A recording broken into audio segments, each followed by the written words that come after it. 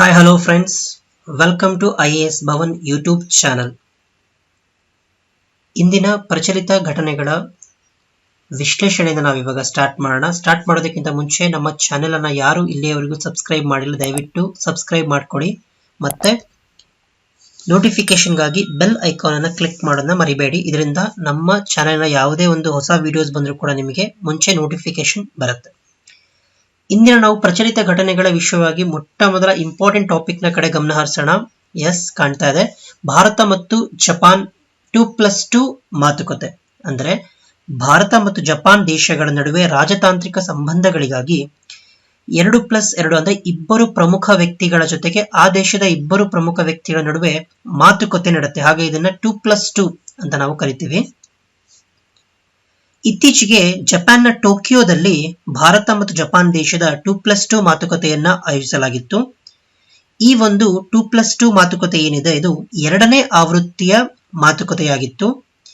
ಈ ಭಾರತ ಮತ್ತು ಜಪಾನ್ ಮಾತುಕತೆಯಲ್ಲಿ ಎರಡೂ ದೇಶದ ವಿದೇಶಾಂಗ ಸಚಿವರು ಮತ್ತೆ ರಕ್ಷಣಾ ಸಚಿವರು ಇಬ್ರು ಕೂಡ ಇದರಲ್ಲಿ ಭಾಗವಹಿಸಿದ್ರು. ಭಾರತ ರಕ್ಷಣಾ ಮಂತ್ರಿಯಾದಂತಹ ಶ್ರೀ ರಾಜನಾಥ್ ಸಿಂಗ್ ಅವರು ಮತ್ತೆ ವಿದೇಶಾಂಗ ಸಚಿವರಾದ ಶ್ರೀ ಎಸ್ ಜೈಶಂಕರ್ ಅವರು ಜೊತೆಗೆ ಜಪಾನಿನ ವಿದೇಶಾಂಗ ವ್ಯವಹಾರಗಳ ಮಂತ್ರಿಯಾದ ಶ್ರೀ ಯೋಶಿಮಾನ ಹಯಾಶಿ ಮತ್ತು ಜಪಾನ್ನ ರಕ್ಷಣಾ ಮಂತ್ರಿಯಾದ ಶ್ರೀ ಹಮದಾ ಎಸಕಾಜೂರ್ ಅವರು ಭಾಗವಹಿಸಿದರು.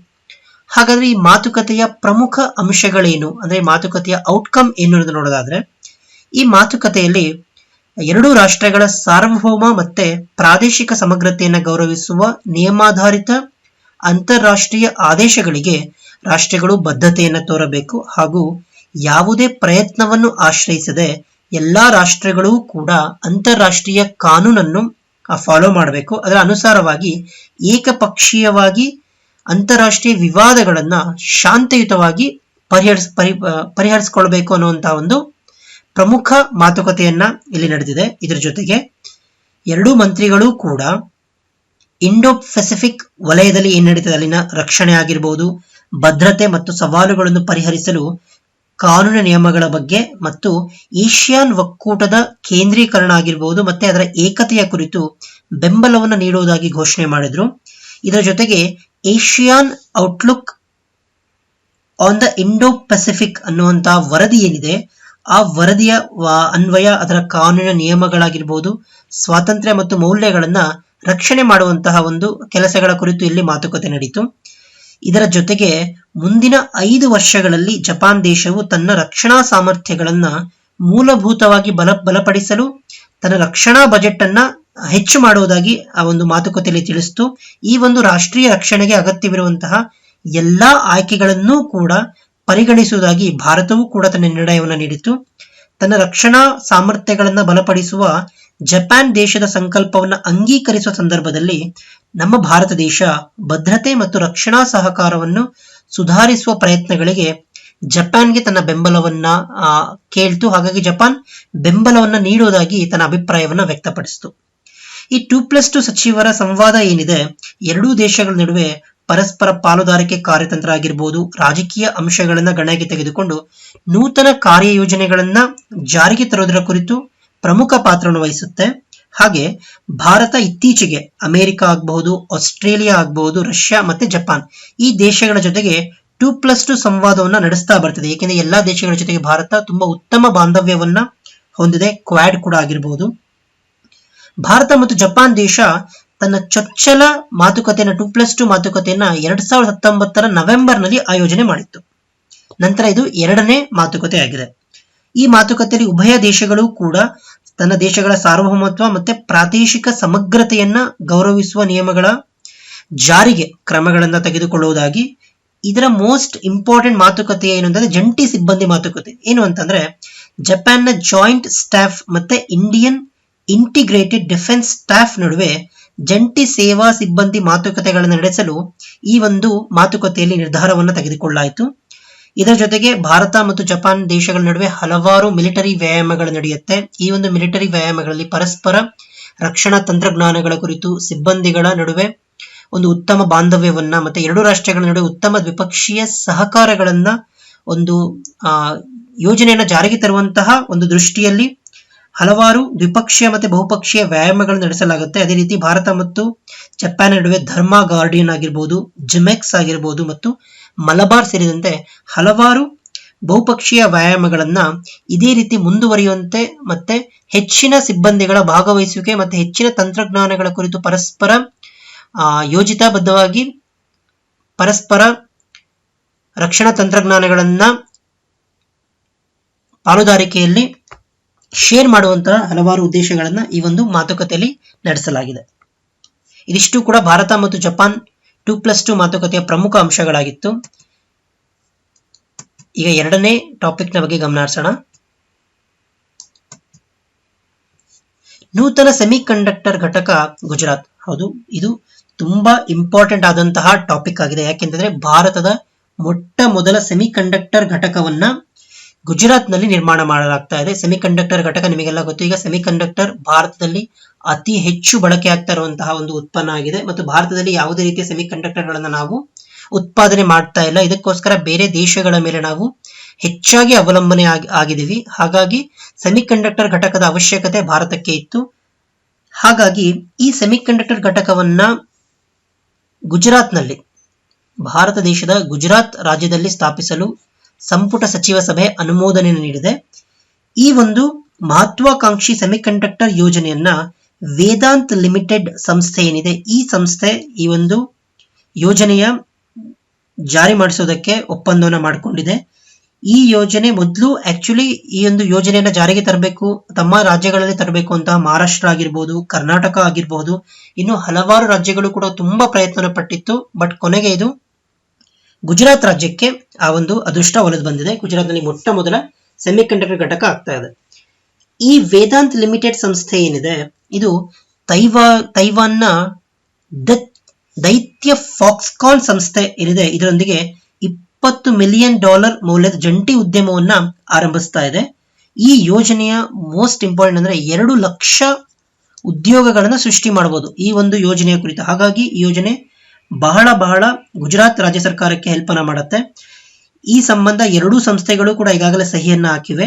ಈ ಘಟಕದ ನಿರ್ಮಾಣದ ಸಂಬಂಧ ಗುಜರಾತ್ನಿಂದ ಬಂಡವಾಳ ವೆಚ್ಚ ಮತ್ತೆ ಅಗ್ಗದ ವಿದ್ಯುತ್ ಆಗಿರ್ಬೋದು, ಹಣಕಾಸು ಮತ್ತು ಹಣಕಾಸೇತರ ಸಬ್ಸಿಡಿಗಳನ್ನು ವೇದಾಂತ್ ಲಿಮಿಟೆಡ್ ಸಂಸ್ಥೆ ಈಗಾಗಲೇ ಪಡೆದುಕೊಂಡಿದೆ. ಈ ಯೋಜನೆಯ ಮೂಲಕ ಅಹಮದಾಬಾದ್ ಬಳಿ ಡಿಸ್ಪ್ಲೇ ಮತ್ತು ಸೆಮಿಕಂಡಕ್ಟರ್ ಉತ್ಪಾದನಾ ಘಟಕವನ್ನ ಈ ಒಂದು ವೇದಾಂತ್ ಸಂಸ್ಥೆ ಕಂಪನಿಯು ಸ್ಟಾರ್ಟ್ ಮಾಡ್ತಾ ಇದೆ. ಇದ್ರ ಜೊತೆಗೆ ತೈಲದಿಂದ ನಾವು ಅಪ್ ಟು ಲೋಹಗಳವರೆಗೂ ಕೂಡ ಉದ್ಯಮ ನಡೆಸುವ ವೇದಾಂತ್ ಸಂಸ್ಥೆ ಚಿಪ್ ಉದ್ಯಮ ಪ್ರವೇಶಿಸಲು ಕೂಡ ಹೊಸದಾಗಿ ನಿರ್ಧಾರವನ್ನು ತೆಗೆದುಕೊಂಡಿದೆ. ಹಾಗಾಗಿ ಈ ಒಂದು ಸಂಸ್ಥೆ ಈ ಒಂದು ಯೋಜನೆ ಜಾರಿಗೆ ತರ್ತಾ ಇದೆ.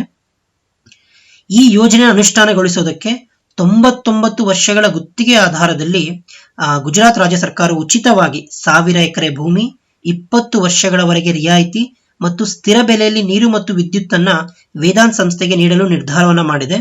ಈ ಯೋಜನೆಯಿಂದ ಸೆಮಿಕಂಡಕ್ಟರ್ ಉತ್ಪಾದಿಸುವಂತಹ ಭಾರತದ ಮಹತ್ವಾಕಾಂಕ್ಷಾ ಯೋಜನೆಗೆ ನೂತನ ಹೆಜ್ಜೆಯಾಗಲಿದೆ. ಆರ್ಥಿಕತೆ ವೃದ್ಧಿ ಮತ್ತು ಉದ್ಯೋಗ ಸೃಷ್ಟಿಗೆ ಈ ಯೋಜನೆಯಿಂದ ಅತಿ ಹೆಚ್ಚು ಅನುಕೂಲ ಆಗುತ್ತೆ. ಹಾಗಾದ್ರೆ ಸೆಮಿಕಂಡಕ್ಟರ್ ಚಿಪ್ ಏನು, ಸೆಮಿಕಂಡಕ್ಟರ್ ಚಿಪ್ ಯಾವ ತರ ಯೂಸ್ ಆಗುತ್ತೆ ಮತ್ತೆ ಭಾರತದಲ್ಲಿ ಸೆಮಿಕಂಡಕ್ಟರ್ ಚಿಪ್ ಎಷ್ಟು ಬಳಕೆಯಲ್ಲಿದೆ ಅನ್ನೋದ್ರ ಬಗ್ಗೆ ತಿಳ್ಕೊಳ್ಳೋದಾದ್ರೆ, ಈ ಸೆಮಿಕಂಡಕ್ಟರ್ ಚಿಪ್ಗಳೇನಿದೆ ಅದನ್ನು ಇವುಗಳನ್ನ ಮೈಕ್ರೋ ಚಿಪ್ಗಳು ಅಂತ ಕೂಡ ಕರಿತೀವಿ. ಒಂದು ಕಾರ್ಗಳಲ್ಲಿ ಯೂಸ್ ಮಾಡೋದನ್ನ ಹಿಡಿದು ಮೊಬೈಲ್ ಫೋನ್ ಆಗಿರ್ಬೋದು ಮತ್ತೆ ATM ಕಾರ್ಡ್ಗಳಲ್ಲೂ ಕೂಡ ನಾವು ಸೆಮಿಕಂಡಕ್ಟರ್ ಚಿಪ್ಗಳ ಬಳಕೆಯನ್ನ ಮಾಡ್ತೀವಿ. ಹಾಗಾಗಿ ಸೆಮಿಕಂಡಕ್ಟರ್ ಚಿಪ್ ತುಂಬಾ ಇಂಪಾರ್ಟೆಂಟ್ ಆಗುತ್ತೆ. ಈ ಒಂದು ಗುಜರಾತ್ನಲ್ಲಿ ನೂತನ ಘಟಕ ಸ್ಥಾಪನೆ ಆಗ್ತಾ ಇರೋದ್ರಿಂದ ಭಾರತದಲ್ಲಿ ಹೊಸದಾಗಿ ಸೆಮಿಕಂಡಕ್ಟರ್ ಚಿಪ್ಗಳ ಉತ್ಪಾದನೆ ಸ್ಟಾರ್ಟ್ ಆಗುತ್ತೆ. ಇದರಿಂದ ಭಾರತದ ಬೇರೆ ದೇಶಗಳ ಮೇಲಿರುವಂತಹ ಸ್ವಾವಲಂಬನೆ ಕೂಡ ಕಡಿಮೆ ಆಗುತ್ತೆ. ಈ ಡಿಸ್ಪ್ಲೇ ಉತ್ಪಾದನಾ ಘಟಕ ಸ್ಥಾಪನೆಗೆ ಒಟ್ಟು 94,000 ಕೋಟಿಯಷ್ಟು ಒಂದು ಯೋಜನೆಯನ್ನ ಈಗಾಗಲೇ ಹಾಕಿಕೊಳ್ಳಲಾಗಿದೆ. ಸೆಮಿಕಂಡಕ್ಟರ್ ಉತ್ಪಾದನಾ ಘಟಕದ ಸ್ಥಾಪನೆಗೆ 60,000 ಕೋಟಿ ರು ಹೂಡಿಕೆಯನ್ನ ವೇದಾಂತ್ ಕಂಪನಿ ಮಾಡಿದ್ರೆ, ದೇಶದ ಮೊದಲ ಸೆಮಿಕಂಡಕ್ಟರ್ ಘಟಕದ ನಿರ್ಮಾಣದಲ್ಲಿ 60:40 ಇದು ಹಣವನ್ನ ಖರ್ಚು ಮಾಡುವಂತ ರೇಷಿಯೋ ಆಗಿರ್ಬೋದು. ಸೆಂಟ್ರಲ್ ಗವರ್ಮೆಂಟ್ 40% ಮತ್ತೆ ಸ್ಟೇಟ್ ಗವರ್ಮೆಂಟ್ 40% ನಂತರ ಸೆಂಟ್ರಲ್ ಸೆಕ್ಟರ್ ಯೋಜನೆಗಳಾದ್ರೆ, ಇಲ್ಲಿ ವೇದಾಂತ್ ಕಂಪನಿ 60% ಅನ್ನ ಕೊಟ್ರೆ, ಇನ್ನು ಫಾಕ್ಸ್ಕಾನ್ ಸಂಸ್ಥೆ 40% ತನ್ನ ಶೇರ್ ಅನ್ನ ಕೊಡುತ್ತೆ. ಪ್ರಪಂಚದ ಅತಿ ಹೆಚ್ಚಿನ ಚಿಪ್ ನಿರ್ಮಾಣ ಆಗೋದು ಈ ಒಂದು ತೈವಾನ್ ದೇಶದಲ್ಲಿ. ಹಾಗಾಗಿ ಭಾರತ ಅತಿ ಹೆಚ್ಚು ಸೆಮಿಕಂಡಕ್ಟರ್ ಚಿಪ್ಗಳನ್ನ ತೈವಾನ್ ನಿಂದಲೇ ಏನ್ ಮಾಡುತ್ತೆ, ಆಮದು ಮಾಡಿಕೊಳ್ಳುತ್ತೆ. ಈಗ ಅದರ ಕುರಿತಾಗಿ ಚೀನಾ ಮತ್ತು ಜಪಾನ್ಗಳಿಂದಲೂ ಕೂಡ ನಾವು ಹಲವಾರು ಸೆಮಿಕಂಡಕ್ಟರ್ ಚಿಪ್ಗಳನ್ನು ಆಮದು ಮಾಡ್ಕೊಳ್ತಾ ಇದ್ವಿ. ಈಗ ಏನಾಗ್ತಾ ಇದೆ, ನಾವೇ ಸೆಮಿಕಂಡಕ್ಟರ್ ಚಿಪ್ಗಳನ್ನು ಉತ್ಪಾದನೆ ಮಾಡೋದ್ರಿಂದ ಬೇರೆ ದೇಶಗಳ ಮೇಲೆ ಅವಲಂಬನೆ ಕಡಿಮೆ ಆಗುತ್ತೆ. ಭಾರತ ಸೆಮಿಕಂಡಕ್ಟರ್ ಮಾರುಕಟ್ಟೆ ಎಷ್ಟಿದೆ ಅಂತ ಕೇಳಿದ್ರೆ 2020ರಲ್ಲಿ $15 ಮಿಲಿಯನ್ ಅಷ್ಟು ನಾವು ಈಗಾಗಲೇ ಸೆಮಿಕಂಡಕ್ಟರ್ ಚಿಪ್ಗಳನ್ನು ಆಮದು ಮಾಡ್ಕೊಳ್ತಾ ಇದ್ದೀವಿ. 2026ರಲ್ಲಿ ಅದು ಹೆಚ್ಚು ಕಡಿಮೆ $63 ಮಿಲಿಯನ್ ಡಾಲರ್ನಷ್ಟು ಕೂಡ ನಾವು ತೈವಾನ್ನಿಂದ ಸೆಮಿಕಂಡಕ್ಟರ್ ಚಿಪ್ಗಳನ್ನು ಆಮದು ಮಾಡಿಕೊಳ್ಳುವಂತಹ ಸಿಚುವೇಶನ್ ಬರುತ್ತೆ. ಹಾಗಾಗಿ ಈಗ ನಾವು ಸೆಮಿಕಂಡಕ್ಟರ್ ಚಿಪ್ಗಳನ್ನು ಸ್ಥಾಪನೆ ಮಾಡ್ತಾ ಇರೋದ್ರಿಂದ ಈ ಒಂದು ಯೋಜನೆ ಭಾರತದಲ್ಲಿಯೇ ಅತಿ ದೊಡ್ಡ ಕಾರ್ಪೊರೇಟ್ ಹೂಡಿಕೆ ಅನ್ನೋದನ್ನು ಕೂಡ ಈ ವಿಷಯ ನಾವು ಗಮನ ಮಾಡಬಹುದು. ಓಕೆ, ಸೆಮಿಕಂಡಕ್ಟರ್ ಚಿಪ್ ನಿಮಗೆಲ್ಲ ಗೊತ್ತಾಯ್ತು, ಮೋಸ್ಟ್ ಇಂಪಾರ್ಟೆಂಟ್ ಇಶ್ಯೂ ಆಯಿತು. ಈಗ ನೆಕ್ಸ್ಟ್ ಟಾಪಿಕ್ನ ಬಗ್ಗೆ ಹೋಗೋಣ. ರಾಷ್ಟ್ರೀಯ ಕಡಲ ಪರಂಪರೆ ಸಂಕೀರ್ಣ ನಿರ್ಮಾಣ. ಇದು ಕೂಡ ತುಂಬಾ ಇಂಪಾರ್ಟೆಂಟ್ ಆದಂತಹ ಟಾಪಿಕ್. ರಾಷ್ಟ್ರೀಯ ಕಡಲ ಪರಂಪರೆ ಸಂಕೀರ್ಣ ಎಲ್ಲಿ ನಿರ್ಮಾಣ ಆಗ್ತಾ ಇದೆ, ಅದರ ರೂಪುರೇಷೆಗಳೇನು ಅನ್ನೋದು ತಿಳ್ಕೊಂತ ಹೋಗೋಣ. ಇದು ಕೂಡ ಅಷ್ಟೇ, ರಾಷ್ಟ್ರೀಯ ಕಡಲ ಪರಂಪರೆ ನಿರ್ಮಾಣ ಸಂಕೀರ್ಣ ಎಲ್ಲಿ ಸ್ಟಾರ್ಟ್ ಆಗ್ತಾ ಇದೆ ಕೇಳಿದ್ರೆ ಅದು ಗುಜರಾತ್ ರಾಜ್ಯದಲ್ಲಿ. ಬಂದರುಗಳು, ಹಡಗು ಮತ್ತು ಜಲಮಾರ್ಗಗಳ ಸಚಿವಾಲಯ ಏನಿದೆ ಗುಜರಾತ್ನ ಲೋಥಾನ್ನಲ್ಲಿ ಐತಿಹಾಸಿಕ ಸಿಂಧೂ ಕಣಿವೆಯ ನಾಗರಿಕತೆ ಪ್ರದೇಶ, ನಿಮಗೆಲ್ಲ ಗೊತ್ತು ಲೋಥಾಲ್. ಆ ಒಂದು ಜಾಗದಲ್ಲಿ ರಾಷ್ಟ್ರೀಯ ಕಡಲ ಪರಂಪರೆ ಸಂಕೀರ್ಣ ನ್ಯಾಷನಲ್ ಮಾರಿಟೈಮ್ ಹೆರಿಟೇಜ್ ಕಾಂಪ್ಲೆಕ್ಸ್ ಅನ್ನ ನಿರ್ಮಾಣ ಮಾಡೋದಕ್ಕೆ ಒಪ್ಪಂದ ಮಾಡಿಕೊಂಡಿದೆ. ಈ ಸಂಕೀರ್ಣ ನಿರ್ಮಾಣ ಯೋಜನೆ ಒಟ್ಟು ಎಷ್ಟು ಅಂದ್ರೆ 3,500 ಕೋಟಿ ವೆಚ್ಚದ್ದಾಗಿದೆ. ಭಾರತದ ಮೊಟ್ಟ ಮೊದಲ ಕಡಲ ಸಂಕೀರ್ಣ ಆಗಿದ್ದು, ಈ ಕೇಂದ್ರದ ನಿರ್ಮಾಣ ಭಾರತದ ಕಡಲ ಶ್ರೀಮಂತಿಕೆ ಮತ್ತು ವೈವಿಧ್ಯತೆಯನ್ನ ಹೆಚ್ಚಿಸುವುದು ಇದು ಮೊದಲ ಯೋಜನೆಯಾಗಿದೆ. ಈ ಯೋಜನೆಗೆ ಪ್ರಧಾನಿ ನರೇಂದ್ರ ಮೋದಿ ಅವರು ಅಡಿಗಲನ್ನು ಹಾಕಿದ್ದು ಮಾರ್ಚ್ 2019ರಲ್ಲೇ ಈ ಯೋಜನೆಗೆ ಒಪ್ಪಿಗೆಯನ್ನು ನೀಡಲಾಗಿತ್ತು. ಪ್ರಸ್ತುತವಾಗಿ ಇದರ ನಿರ್ಮಾಣ ಕಾರ್ಯ ಆರಂಭವಾಗಿದೆ. ಹಾಗೆ ಇದರ ನಿರ್ಮಾಣ ಕಾರ್ಯ ಯಾವ ರೀತಿ ಆಗುತ್ತೆ ಅಂತ ಕೇಳಿದ್ರೆ 2-3 ಹಂತಗಳಲ್ಲಿ ಈ ಒಂದು ನಿರ್ಮಾಣ ಕಾರ್ಯ ಆಗುತ್ತೆ. ಹೇಗೆ ಅಂತ ಕೇಳಿದ್ರೆ 1A ಹಂತ, 1B ಹಂತ ಮತ್ತೆ ಹಂತ 2. 1A ಹಂತದಲ್ಲಿ ಏನಾಗುತ್ತೆ, 35 ಎಕರೆ ಪ್ರದೇಶದಲ್ಲಿ 5 ಗ್ಯಾಲರಿಗಳನ್ನ ಮತ್ತೆ ನೌಕಾ ಗ್ಯಾಲರಿಗಳನ್ನ ಮತ್ತೆ ವಸ್ತು ಸಂಗ್ರಹಾಲಯನ ಒಟ್ಟು 774 ಕೋಟಿ ರೂಪಾಯಿಗಳ ಹೂಡಿಕೆಯಲ್ಲಿ ನಿರ್ಮಾಣ ಮಾಡಲಾಗುತ್ತೆ. ಹಂತ 1B ಯೋಜನೆಯಲ್ಲಿ ಗ್ಯಾಲರಿಗಳು, lighthouse, 5D dome theatre ಆಗಿರಬಹುದು, ಬಗೀಚಾ ಕಾಂಪ್ಲೆಕ್ಸ್ ಮತ್ತೆ ಇತರ ಮೂಲ ಸೌಕರ್ಯಗಳನ್ನು ಒಳಗೊಂಡಂತೆ ವಸ್ತು ಸಂಗ್ರಹಾಲಯದ ಉಳಿದ ಭಾಗಗಳನ್ನ ಈ ಒಂದು ಹಂತ 1B ಯೋಜನೆ ನಿರ್ಮಾಣ ಮಾಡಲಾಗುತ್ತೆ.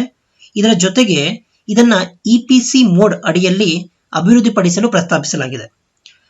ಇನ್ನು ಹಂತ 2 ಏನಿದೆ, ಈ ಒಂದು ರಾಜ್ಯದಲ್ಲಿ ಈ ಒಂದು ಹಂತ 2 ನಲ್ಲಿ ಪೆವಿಲಿಯನ್ಗಳನ್ನ, Lothal city, hostel, eco resort, ಕಡಲ ಮತ್ತು ನೌಕಾ ಥೀಮ್ ಪಾರ್ಕ್, ಹವಾಮಾನ ಬದಲಾವಣೆ ಥೀಮ್ ಪಾರ್ಕ್, ಸ್ಮಾರಕ ಥೀಮ್ ಪಾರ್ಕ್ ಮತ್ತು ಅಮ್ಯೂಸ್ಮೆಂಟ್ ಪಾರ್ಕ್ ಸೇರಿದಂತೆ ಮಾರಿಟೈಮ್ ಇನ್ಸ್ಟಿಟ್ಯೂಟ್ ಅನ್ನು ಕೂಡ ಈ ಒಂದು ಜಾಗದಲ್ಲಿ ನಿರ್ಮಾಣ ಮಾಡಲಾಗುತ್ತೆ. ಈ ಹಂತದ ಅಡಿಯಲ್ಲಿ ಎಲ್ಲಾ ಘಟಕಗಳನ್ನು ಕೂಡ PPP ಅಂದ್ರೆ ಪಬ್ಲಿಕ್ ಪ್ರೈವೇಟ್ ಪಾರ್ಟ್ನರ್ಶಿಪ್ ಅಡಿಯಲ್ಲಿ ಇದನ್ನ ಕಾರ್ಯಗತಗೊಳಿಸಲಾಗುತ್ತೆ. ಹಾಗಾಗಿ ರಾಷ್ಟ್ರೀಯ ಕಡಲ ಪರಂಪರೆ ಸಂಕೀರ್ಣ ನಿರ್ಮಾಣ ಎಲ್ಲ ಆಗ್ತಾ ಇದೆ, ಯಾವ ರೀತಿ ಆಗ್ತಾ ಇವೆಲ್ಲವೂ ಕೂಡ ನೀವು ತಿಳ್ಕೋಬೇಕಾಗತ್ತೆ. ಮುಂದಿನ ಇಂಪಾರ್ಟೆಂಟ್ ಟಾಪಿಕ್ ನ ಬಗ್ಗೆ ಹೋದರೆ ವಿಶ್ವ ಡೈರಿ ಶೃಂಗಸಭೆ. ಇತ್ತೀಚೆಗೆ ಬಹಳ ಇಂಪಾರ್ಟೆಂಟ್ ಇದು. ಯಾಕೆಂದ್ರೆ ಪ್ರಧಾನಮಂತ್ರಿ ನರೇಂದ್ರ ಮೋದಿ ಅವರು ನಮ್ಮ KMF ಭಾರತದ ನಂದಿನಿ ಉತ್ಪನ್ನಗಳ KMF ಸ್ಟಾಲ್ಗೆ ವಿಸಿಟ್ ಅನ್ನ ಮಾಡಿದ್ರು ಡೈರಿ ಶೃಂಗಸಭೆಯಲ್ಲಿ. ಮತ್ತೆ KMF ಬಗ್ಗೆ ಹಲವಾರು ಉತ್ತಮ ಮಾತುಗಳನ್ನು ಕೂಡ ಮಾತಾಡಿದ್ರು. ಹಾಗಾಗಿ ವಿಶ್ವ ಡೈರಿ ಶೃಂಗಸಭೆ ಕರ್ನಾಟಕದ ಕರೆಂಟ್ ಅಫೇರ್ಸ್ ಡೇಟ್ ತುಂಬಾ ಇಂಪಾರ್ಟೆಂಟ್ ಆಗುತ್ತೆ. ಹಾಗಾದ್ರೆ ವಿಶ್ವ ಡೈರಿ ಶೃಂಗಸಭೆ ಬಗ್ಗೆ ತಿಳ್ಕೊಳ್ತಾ ಹೋಗೋಣ. ಪ್ರಧಾನಿ ನರೇಂದ್ರ ಮೋದಿ ಅವರು ಉತ್ತರ ಪ್ರದೇಶದ ಗ್ರೇಟರ್ ನೋಯ್ಡಾದ ಇಂಡಿಯಾ ಎಕ್ಸ್ಪೋ ಸೆಂಟರ್ ಮತ್ತು ಮಾರ್ಟ್ನಲ್ಲಿ ನಡೆದ ಇಂಟರ್ ನ್ಯಾಷನಲ್ ಡೈರಿ ಫೆಡರೇಷನ್ ನ ವಿಶ್ವ ಡೈರಿ ಶೃಂಗಸಭೆಯನ್ನ ಉದ್ಘಾಟನೆ ಮಾಡಿದ್ರು. ಈ ಶೃಂಗಸಭೆಯಲ್ಲಿ ಪ್ರಧಾನಿಯವರು ಡೈರಿ ಕ್ಷೇತ್ರದ ಸಾಮರ್ಥ್ಯವು ಗ್ರಾಮೀಣ ಆರ್ಥಿಕತೆಯನ್ನು ಹೆಚ್ಚಿಸುತ್ತದೆ ಮತ್ತು ಡೈರಿ ಕ್ಷೇತ್ರದಿಂದಾಗಿ ಪ್ರಪಂಚದಾದ್ಯಂತ ಲಕ್ಷಾಂತರ ಜನರಿಗೆ ಈ ಒಂದು ಜೀವನಾಧಾರದ ಪ್ರಮುಖ ಮೂಲ ಡೈರಿ ಉದ್ಯಮ ಆಗಿದೆ ಅಂತ ಅವರು ಹೇಳಿದರು. ಅದರಲ್ಲಿಯೂ ಕೂಡ ಭಾರತೀಯ ಡೈರಿ ಉದ್ಯಮ ಏನಿದೆ ತುಂಬಾ ವಿಶಿಷ್ಟ. ಯಾಕೆ ಅಂತಂದ್ರೆ ಭಾರತೀಯ ಡೈರಿ ಉದ್ಯಮ ಸಣ್ಣ ಮತ್ತು ಅತಿ ಸಣ್ಣ ಡೈರಿ ರೈತರಿಗೆ, ವಿಶೇಷವಾಗಿ ಮಹಿಳೆಯರನ್ನ ಸಬಲೀಕರಣಗೊಳಿಸುವಂತಹ ಅತಿ ಪ್ರಮುಖ ಉದ್ಯಮ ಇದಾಗಿದೆ. ಸರ್ಕಾರವು ಡೈರಿ ಉದ್ಯಮವನ್ನು ಸುಧಾರಣೆ ಮಾಡಲು ಈಗಾಗಲೇ ಹಲವಾರು ಕ್ರಮಗಳನ್ನು ತೆಗೆದುಕೊಂಡಿದೆ.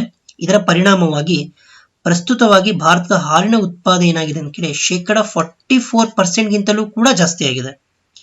ಈ ಹೆಚ್ಚಳ ಏನಾಗಿದೆ ಕಳೆದ 8 ವರ್ಷಗಳಿಗೆ ಕಂಪೇರ್ ಮಾಡಿದ್ರೆ ಅತಿ ಹೆಚ್ಚು 44% ಏನಾಗಿದೆ, ಇದು ಅತಿ ಹೆಚ್ಚು ಹಾಲಿನ ಉತ್ಪಾದನೆ ಜಾಸ್ತಿ ಮಾಡಿದೆ. ಪ್ರಪಂಚದ ಹಾಲಿನ ಉತ್ಪಾದನೆಯಲ್ಲಿ ಸುಮಾರು 23% ಭಾರತವು ಡೈರಿ ಪಾಲನ ಹೊಂದಿದೆ.